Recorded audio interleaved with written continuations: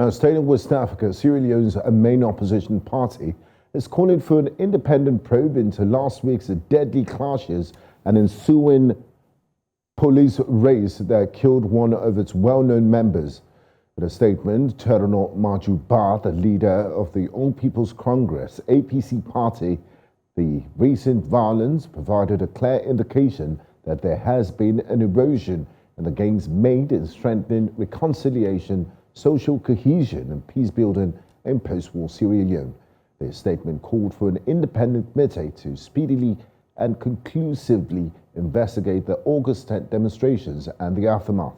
He also demanded records of all those incarcerated and killed during and after the protest and urged authorities to release the bodies of the dead for dignified burial rites. On August the 10th, a protest about the cost of living spiraled into deadly clashes between security forces and young men demanding the president resigns. Now, joining me tonight at NC Continental Prime are two gentlemen from Sierra Leone to take a look at this development. I have Honourable Sir Emerson Lamina, Parliamentary Caucus Leader for the Coalition for Change Party in the Sierra Leone House of Parliament. I also have Abdulmalik Bangura, a journalist and PR expert. A very good evening to you both, and thanks for joining me on NC Continental Prime. Yeah, good evening, Benga. Good evening all. Now, I'd like to start with you, Abdulmalik. It's been a few days since the August 10th protests.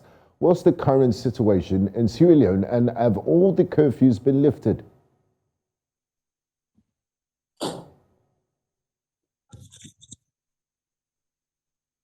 Few has been lifted so far, although we've seen several negotiations within the diplomatic circle.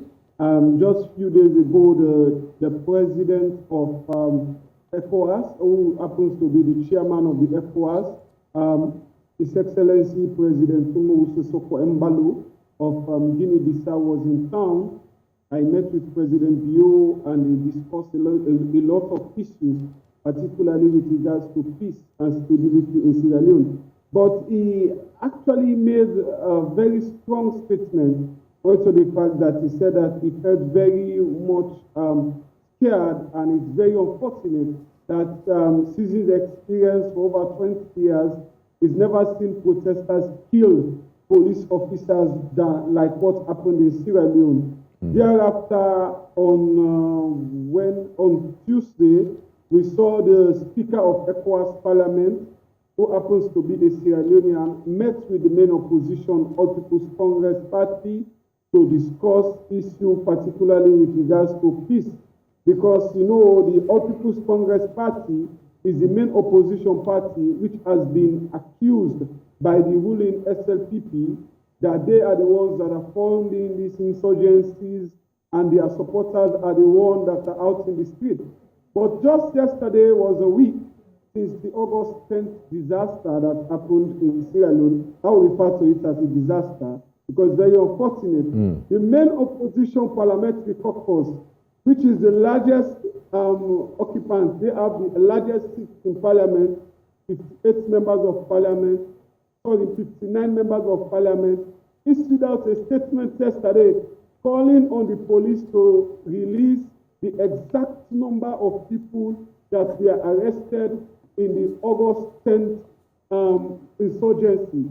Mind you, up till now, the police has still not yet made a statement as to the specific amount of people that were arrested in that particular insurrection. Okay. Thank you very much, Abdulmalik. I would like to bring in Honourable Sir Lamina to jump in here, because you mentioned, you used the term insurrection. Now, Honourable Lamina, a minute, since the turn of the Sierra Leonean civil war, the country has experienced relative peace, and I did see the press release you issued earlier today commending the people of Kono for being upright citizens. Were you surprised at the turn of events on August 10th? Definitely, it came as a rude shock to the people of Sierra Leone in general, and particularly to the people of Kono. Remember, it's about 20 years ago since we last experienced the decade end war in Sierra Leone. And I'm coming from Kono. Kono happens to be one of the districts that actually hosts the largest number of ex-combatants. So when the insurgency actually took place across bigger towns in the north and in the western rural, and the people of Kono were so calm, they were law-abiding, quiet attitude around the district. So I did a press release commending them. Whilst their compatriots jumped to the streets in the name of protest, they were so cool and calculated. So I actually commended them. In actual fact, Honorable Lamina, I want to ask you this question. Would you say the people of Kono are not feeling the socio-economic impact of high commodity prices? Is that why they were very peaceful in the protest, and there was relatively no protest in Kono? Are they living a different life from the other Sierra Leoneans? That was the more reason I commended them, because the social economic difficulty is global.